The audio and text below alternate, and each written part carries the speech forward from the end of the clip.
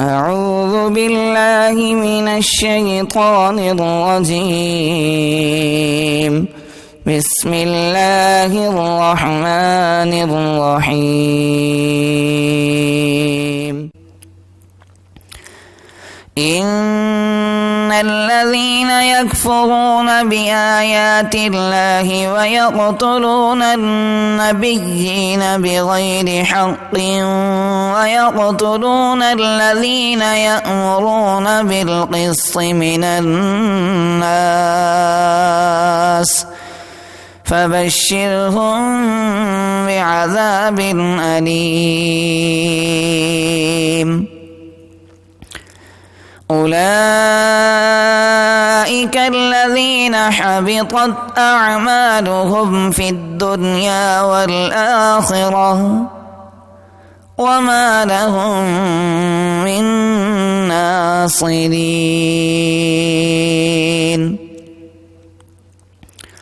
ألم تر إلى الذين أوتوا نصيبا من الكتاب يدعون إلى كتاب الله ليحكم بينهم ثم يتولى فريق منهم وهم معرضون.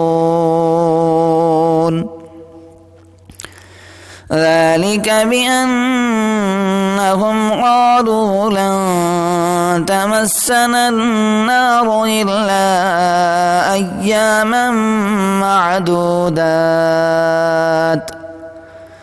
وغرهم في دينهم ما كانوا يفترون. فكيف إذا جمعناهم ليوم لا ريب فيه ووفيت كل نفس ما كسبت وهم لا يظلمون. قل اللهم مالك الملك تؤتي الملك من تشاء وتنزع الملك ممن تشاء وتعز من تشاء وتذل من تشاء بيدك الخير إنك على كل شيء قدير.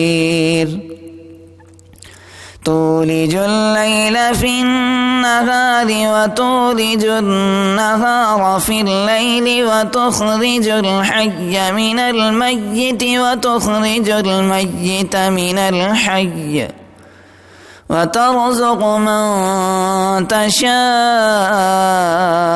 بغير حساب. لا يتخذ المؤمنون الكافرين أولياء من دون المؤمنين ومن يفعل ذلك فليس من الله في شيء إلا أن تتقوا منهم تقاه ويحذركم الله نفسه وإلى الله المصير. قل إن تخفوا ما في صدوركم أو تبدوه يعلمه الله ويعلم ما في السماوات وما في الأرض والله على كل شيء قدير.